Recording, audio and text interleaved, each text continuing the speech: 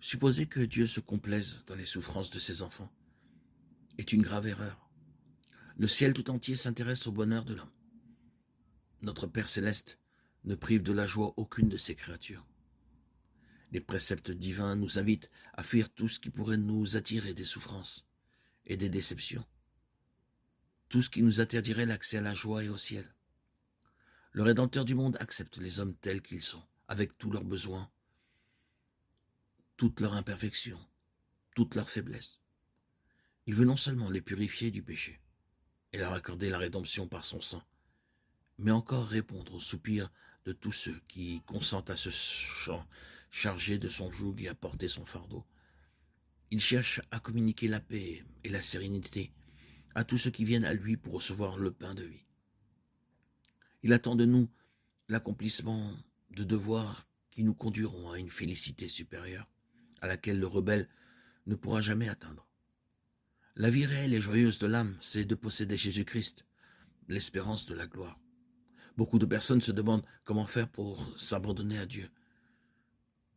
Vous désirez vous donner à lui, mais vous êtes faible moralement, esclave du doute, sous l'empire des habitudes de votre vie de péché. Vos promesses et vos résolutions sont comme des toiles d'araignée.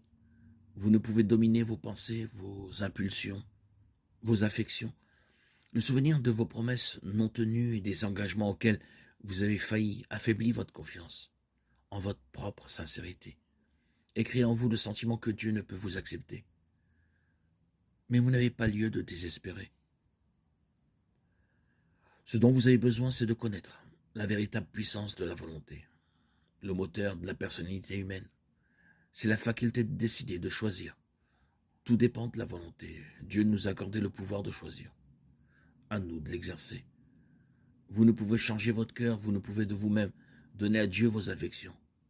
Mais vous pouvez décider de le servir. Vous pouvez lui donner votre volonté. Et alors il produira en vous le vouloir et le faire selon son bon plaisir. Ainsi, tout votre être sera placé sous l'action puissante de l'Esprit du Christ.